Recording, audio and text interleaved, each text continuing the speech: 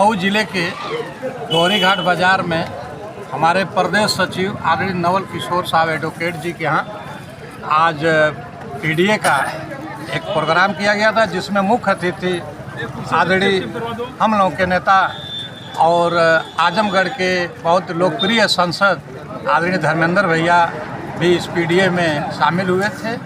और रामनवल जी ने यहाँ पर पीडीए का जो हमारे एडवोकेट साहब हैं उन्होंने इस पूरी व्यवस्था दिया था, और उसी में हम लोग आजमगढ़ से भी हमारे साथ जिला पंचायत सदस्य आदरणीय राजेश यादव जी हम लोग चढ़ बढ़ के हिस्सा आज मऊ जिले में लिए हैं। देखिए, वो केवल कहती है, और जो हमारे राष्ट्रीय अध्यक्ष जी आदरणीय अखिलेश यादव जी हैं वो हमेशा करके दिखाए हैं। चाहे 100 नंबर रहा हो, चाहे 102 की गाड़ियाँ रही हो, चाहे 100 डायल रहा हो, आप लोग जितना भी, चाहे कन्या विद्याधन रही हो, चाहे लैपटॉप बांटा हो, हमारे राष्ट्रीय अध्यक्ष जी का चाहे बलिया से लेकर आगरा तक पूर्वांचल एक्सप्रेस रहा हो, जो कि सारी जनता आती जाती है, तो हमारे राष्ट्रीय अध्यक्ष जी जो भी काम किए हैं उसमें हर वर्ग के लिए आज दिखाई देता है, पूरी जनता उसका लाभ उठा रही है। महंगाई को लेकर क्या कहेंगे? जिस तरीके से सरकार में महंगाई चल रही है, महंगाई पर सरकार उस समय जब महंगाई की बात होती है तो गूंगी बहरी हो जाती है, बोलती नहीं है।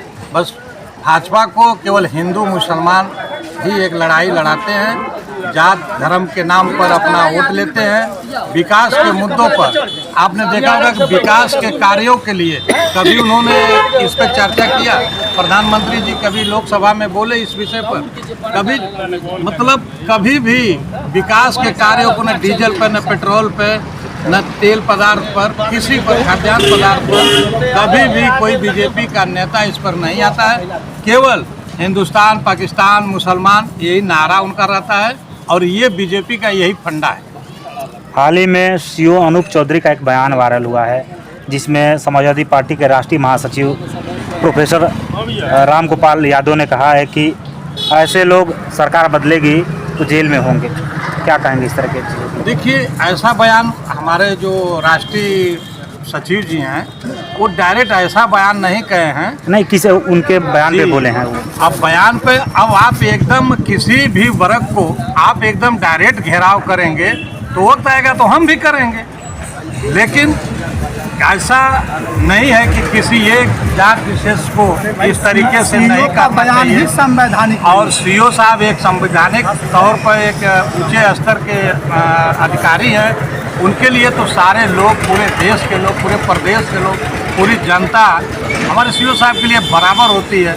वो किसी का कैडर तो है नहीं, बूथ प्रभारी है नहीं, ब्लॉक अध्यक्ष तो है नहीं, विधानसभा अध्यक्ष तो है नहीं कि उनका एकदम खोल करके वो उसी का आंदोलन कर रहे हैं। इस तरह पर हमारे राष्ट्रीय अध्यक्ष, राष्ट्रीय सचिव जी हमारे रामगोपाल जी ने कहा है कि वक्त आएगा तो इसी तरह से कैडर काम करें। जिस तरीके से उन्होंने बयान दिया कि 52 जो होते हैं जुम्मे उनके चलते हैं, होली के दिन आप लोग घर में रहें अगर ना मना सके तो इस तरह के बयान को किस तरीके से आप देखते हैं? कौन कहा?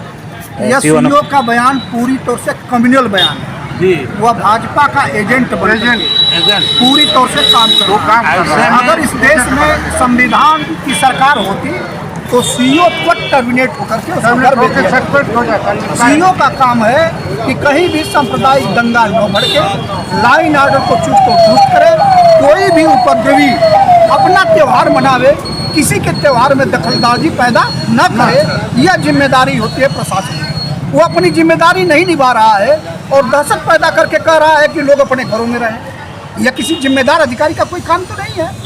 क्योंकि रामगोपाल जी ने जो कहा है वह संवैधानिक पद की बात उन्होंने कहा कि ऐसे लोगों को जो पूरी तौर से फिरकापरस्त ताकतें जो इस तरह से माहौल क्रिएट कर रही हैं, जब सरकार बनेगी तो पूरी तौर से संवैधानिक उत्तरदायित्वों का पालन किया जाएगा, और ऐसे लोगों को पद पर रहने का अधिकार नहीं है। इनके लिए जेल बनी हुई है, ये जेल में रहेंगे। यह पूरा देश, हिंदू, मुस्लिम, सिख, ईसाई कि देश में कहीं कोई नफरत न हो, सभी लोग भाईचारे से रहें।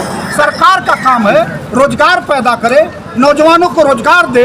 हर व्यक्ति जब काम करेगा, हाथ में काम होगा, जब वह मजबूत होगा तो देश मजबूत होगा, तब सामाजिक सद्भाव रहेगा। लेकिन ये देश को मजबूत करना नहीं चाहते, ये देश को कमजोर करके, और जो राष्ट्रीय अभियान चला रहे हैं, इनका खोखला अभियान है। यह पूरी तौर से देश को बेचने पर आमादा है। और फिर आज के 500 वर्ष पहले जो शिक्षा और संपत्ति के अधिकार से लोगों को वंचित किया गया था, उस पुष्यमित्र सिंह ने जिस तरह से नरसंहार कराया था, यह पूरी तौर से जालिम सरकार है। ऐसे सरकार को किसी भी कीमत पर सत्ता में बने रहने का कोई औचित्य नहीं है।